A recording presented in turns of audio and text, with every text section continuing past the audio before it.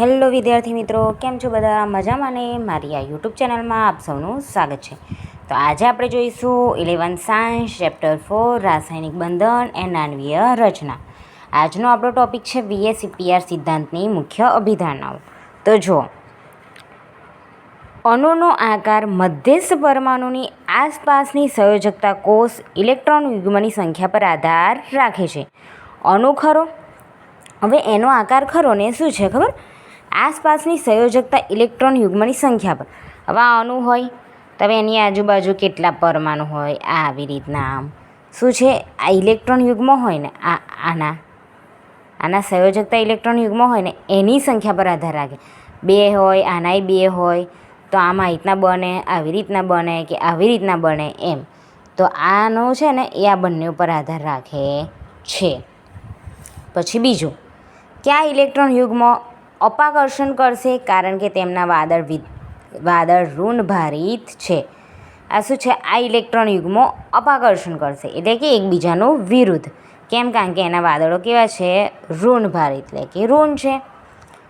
આ ઇલેક્ટ્રોન યુગ્મ અવકાશમાં એ રીતે ગોઠવાય છે કે જેથી તેમની વચ્ચે અપાકર્ષણ ઓછું થાય અને અંતર વધે. જો આ અપાકર્ષણ ઓછું થાય આવી રીતના, આમ ધારો કે નજીક હોય, બરાબર, ઓછું હોય એટલે તેમના વચ્ચે શું થાય? હવે આ અવકાશમાં એ રીતે ગોઠવાયેલા છે કે જેથી વચ્ચે અપાકર્ષણ ઓછું થાય અને અંતર વધે. આ અપાકર્ષણ ઓછું થયું, હવે આ બાજુનું છે, ધારો કે આ બાજુ અપાકર્ષણ ઓછું થયું એટલે આ બાજુ નમેલા હશે, આ બંને સરખા. જ્યારે આ બાજુ અંતર કેવું હશે? વધી ગયું હશે બહુ. જો આ બે અપાકર્ષણ ઓછું છે આ બે વચ્ચે. હવે ક્યારે ઓછું હોય? જ્યારે અહીંથી આમ ખેંચાયેલું હોય, અહીંથી આમ ખેંચાયેલું હોય તો આ બે વચ્ચે તો અંતર વધારે જ ને. કેમ? કારણ કે આ બાજુય ખેંચાય છે ને આ બાજુય ખેંચાય, આનું અપાકર્ષણ ઓછું કરવા તો આ બે વચ્ચે તો જગ્યા વધે જ ને. તો આ ઓબ્વિયસલી આ કેવી હોય? વધની એટલે કે વધે. પછી ચોથો, બરાબર, અંતર વધે. હવે સંયોજકતા કોષને વર્તુળાકાર લેવામાં આવે છે, આમ વર્તુળાકાર લેવામાં આવે. હવે જેમાં ઇલેક્ટ્રોન યુગ્મ એકબીજાથી મહત્તમ અંતરે સ્થાનીકૃત થાય છે. મહત્તમ અંતર એટલે કે પોતપોતાના સ્થાને સ્થાનીકૃત એટલે કે જાય છે, એમ બેસે છે. પછી બહુબંધને એકલ ઇલેક્ટ્રોન યુગ્મ ગણવામાં આવે છે. બહુબંધ ધરાવતો હોય ને એને કેવું કહેવાય? એકલ યુગ્મ એટલે કે એક જમાં આવેલા હોય એવા. 2 કે વધારે સંસ્પંદન રચના હોય ત્યાં VSEPR નમૂનો લાગુ પાડી શકાય છે. 2 કે વધારે સંસ્પંદન રચના, બરાબર, આ રીતના હોય, એક આ રીતના હોય, 2, તો આ 2થી વધારે હોય તેના માટે સંસ્પંદન રચના લાગુ પાડી શકાય છે, બરાબર. હવે જો ઇલેક્ટ્રોન યુગ્મની અપાકર્ષણ પારસ્પરિક ક્રિયા. અબંધકારક યુગ્મ આનો ક્રમ આવો આવશે, આમાં ક્રમ આવે.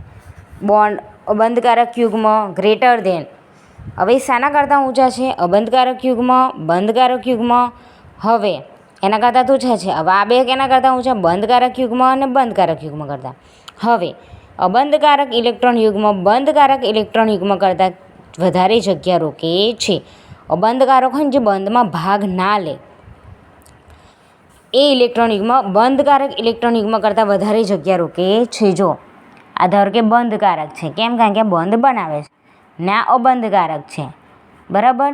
તો આ બંધકારક જે બંધમાં ભાગ લેતા નથી એ બંધકારક આના કરતાં ઇલેક્ટ્રોન યુગ્મ વધારે જગ્યા રોકે છે. આ બે કે વધારે જગ્યા રોકે.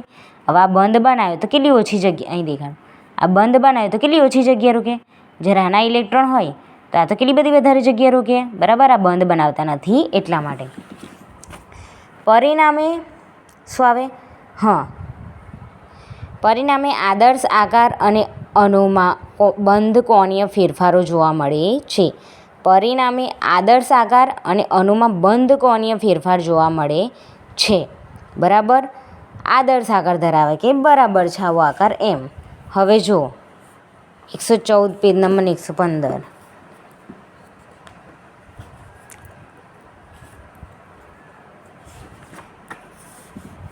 જો અહીંયા AB2 છે. ઇલેક્ટ્રોન યુગ્મની સંખ્યા કેટલી? 2. ઇલેક્ટ્રોનની ગોઠવણી આવી રેખીય આવશે, બરાબર. આમાં રેખીય ઉદાહરણો B12 એમ જ છે બધામાં. દેખો B3 હોય તો સમતલીય ત્રિકોણ, પછી એની આણ્વીય ભૂમિતિ, આ ઇલેક્ટ્રોનની ગોઠવણી, ઇલેક્ટ્રોન આ રીતના ગોઠવાશે. જ્યારે આણ્વીય ભૂમિતિ એટલે કે એનો આકાર આવી રીતના હશે, બરાબર. 4, 5, 6 હોય તો આમ આવે ને આ એના ઉદાહરણ છે. પછી જો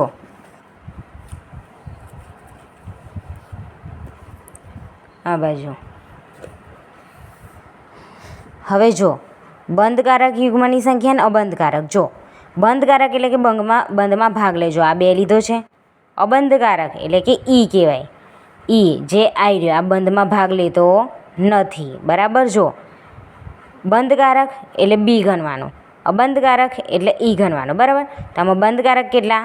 2. બરાબર દેખાતું નથી. બંધકારક કેટલા? 2 અને અબંધકારક 1. જો આમાં બંધકારક કેટલા?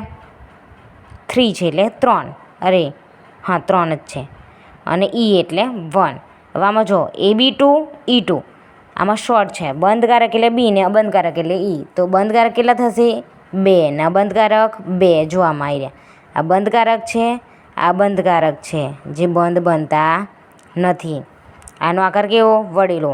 હવે AB4E એટલે બંધકારક છે 4 અને અબંધકારક છે 1, બરાબર. તો જો આ બધા એના ઉદાહરણ છે, એનો આકાર છે, એના ગોઠવણી આવી રીતના આવશે.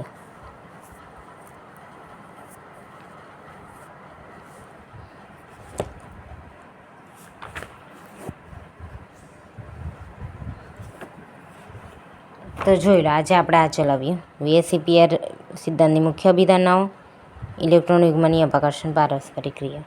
ઓકે વિદ્યાર્થી મિત્રો, જો તમને મારો વિડીયો ગમ્યો તો લાઇક, શેર અને સબસ્ક્રાઈબ કરો. મળી નેક્સ્ટ વિડીયોમાં. Bye bye.